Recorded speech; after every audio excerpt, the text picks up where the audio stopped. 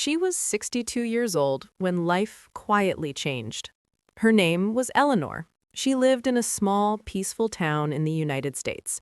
Her days were simple: morning coffee by the window, a short walk through her neighborhood, phone calls with her daughter, evenings with old television shows and memories. Eleanor believed her hardest years were already behind her. She had raised children, she had buried her husband 10 years earlier, she had survived loneliness. She thought nothing worse was waiting. One afternoon, she felt a strange pain. It was not sharp, it was not loud, just a deep, tired ache that did not leave. She ignored it at first. Older bodies ache, she told herself. Age comes with discomfort. Weeks passed. The pain stayed. Her strength slowly faded. She lost interest in food. Her sleep became restless. Her reflection looked unfamiliar. Her daughter insisted on a doctor's visit. Eleanor agreed just to keep peace. She did not expect answers. She did not expect fear. The hospital smelled of disinfectant and quiet worry. Doctors spoke gently. Tests followed one after another: blood, scans, waiting rooms. Then the words came: cancer, advanced, aggressive. Eleanor felt the world pause. Her ears rang, her hands shook. She nodded while not understanding anything. The doctors spoke about treatment, about chances, about time. Eleanor heard only one thing: her life was no longer safe. She drove home in silence. The road felt longer than ever. Houses passed like strangers. The sky looked unchanged, only she was different. That night, she sat alone in her living room, her husband's chair still empty, his pictures still on the wall. She whispered his name, not for comfort, but because fear needed company. She thought of her children, her grandchildren, birthdays she might miss, moments that would happen without her. Sleep did not come. Thoughts crowded her mind. What if treatment failed? What if pain won? What if she became a burden? The next days were filled with phone calls. Family cried. Friends promised prayers. Some avoided visiting. Fear makes people uncomfortable. Eleanor smiled for others, but inside, she was collapsing. She began chemotherapy weeks later. The hospital became familiar. The chair cold, the machines loud, the hours long. The medicine burned through her veins. Her body weakened. Her hair fell slowly, then all at once. One morning, she looked in the mirror. A stranger stared back. No hair, pale skin, tired eyes. She cried for the first time. Not loudly, not dramatically, just quiet tears of disbelief. She asked herself, why now? Why after surviving so much? Why when she finally accepted peace? Some days she wanted to stop, to let nature decide, to rest. But every time she thought of quitting, she remembered her daughter's laugh, her grandson's hugs, sunsets she still wanted to see. She did not feel brave. She felt scared, but she kept showing up. Each treatment took something from her: strength, confidence, hope. Yet something else slowly appeared: a stubborn will, a quiet resistance. She began writing in a notebook, not dreams, just feelings: anger, fear, sadness, memories. Writing became breathing, a way to survive days that felt endless. Nurses noticed her calm. Doctors noticed her determination, but Eleanor did not feel strong. She felt human. As months passed, her body fought silently. Some days were victories, some were defeats. She lost weight, she lost hair, she lost control, but she did not lose her life. At 62, she learned something painful. Life does not promise safety, it only offers moments, and she was not done collecting them. The treatments continued week after week. Eleanor learned the rhythm of survival. Wake up exhausted, prepare for the hospital, sit in the same chair, watch the same walls, wait for the medicine to finish its slow work. Time lost meaning. Days blended into one another. Morning felt like night, night felt endless. Her body no longer belonged to her. Food tasted strange, water felt heavy. Her hands trembled, her legs felt weak. Some mornings she could barely stand. She would sit on the edge of her bed, breathing slowly, convincing herself to move. Independence slipped away quietly. Her daughter began helping with small things, driving, cooking, cleaning. Eleanor hated needing help. She had always been the strong one, the caregiver, the fixer. Now she was fragile, and that broke her spirit more than the illness. Friends visited at first. They brought flowers, cards, hopeful smiles. But as weeks turned into months, visits became rare. People did not know what to say. Illness makes silence grow. Phone calls slowed, invitations stopped. Life continued without her.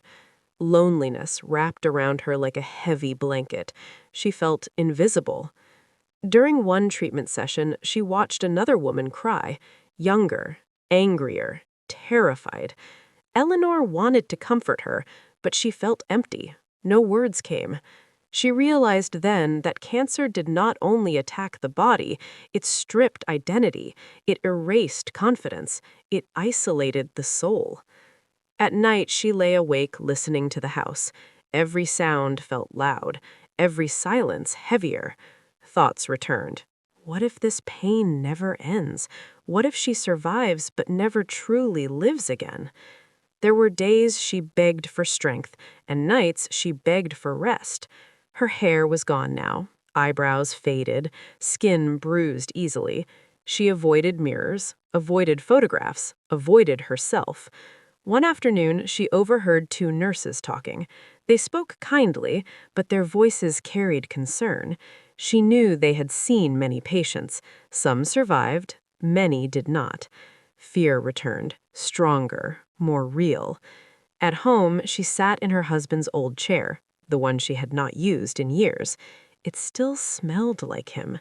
She closed her eyes, remembered their laughter, their struggles, their promises. She whispered that she was tired, so tired. That night, she did not write, she did not pray, she simply stared at the ceiling. For the first time, she considered stopping treatment, not because she wanted to die, but because she wanted peace. The next morning, she did not want to get up. Her daughter noticed immediately the silence, the stillness. They sat together at the kitchen table, hands wrapped around cold coffee cups. Eleanor finally spoke. She said she did not know how much more she could take. She said she was afraid of becoming nothing but a patient. Her daughter cried, but she did not argue. She listened. That moment changed something. Later that week, during treatment, a nurse named Clara sat beside her. Clara had kind eyes, a calm voice. She asked Eleanor how she was really doing. The question broke the wall. Eleanor told the truth about the fear, the loneliness, the desire to give up. She listened without rushing, without fixing. Then she spoke softly. She said surviving cancer was not just about medicine, it was about choosing life even when it hurt, even when it felt unfair.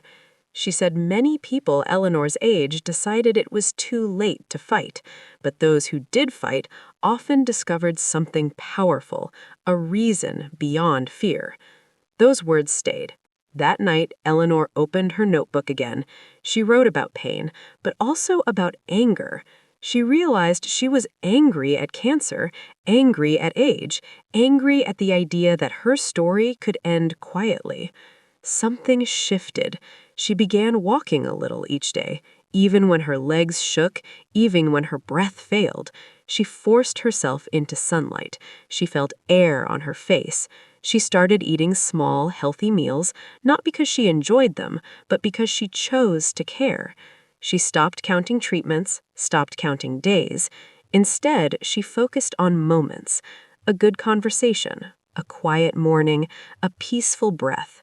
Strength returned slowly, not physically at first, but mentally. She began speaking to other patients, offering smiles, sharing silence.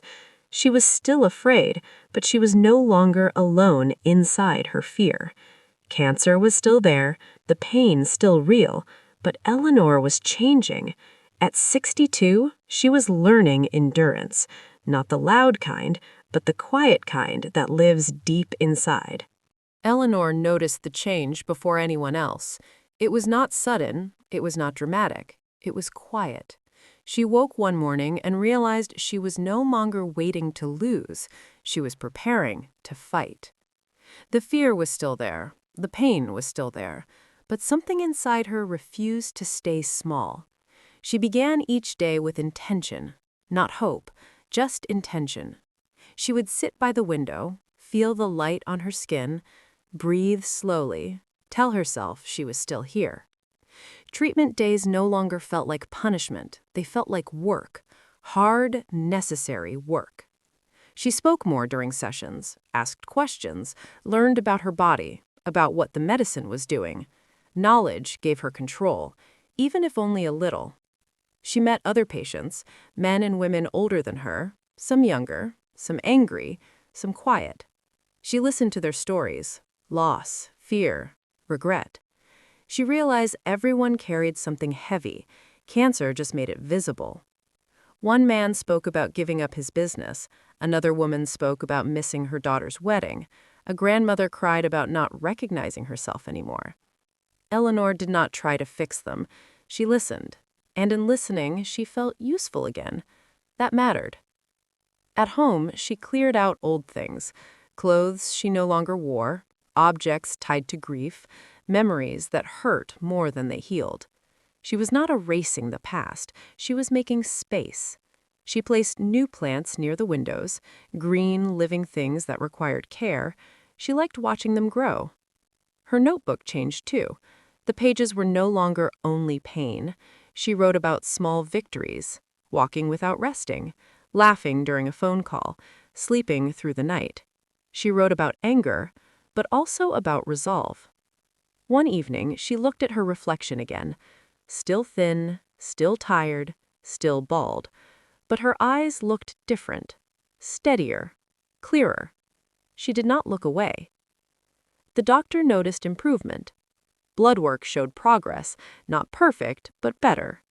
The word remission was not spoken, but hope returned carefully. Eleanor did not celebrate, she stayed focused. She adjusted her routine, gentle exercise, mindful breathing, healthier food, not because someone told her to, but because she wanted to live well, not just survive. Her daughter noticed the change, the way Eleanor spoke, the way she moved, the way she planned. They talked about the future, not in dreams, but in possibilities. Trips that might happen, projects she could start, moments she still wanted. Cancer was no longer the only topic. One afternoon, Clara visited her outside the hospital. They sat in the park, wrapped in light jackets, watching people pass. Clara asked her what she wanted to do when this ended. Eleanor thought for a long time. She said she did not want to return to her old life, the quiet waiting, the loneliness, the routine that slowly faded. She wanted something new, something meaningful.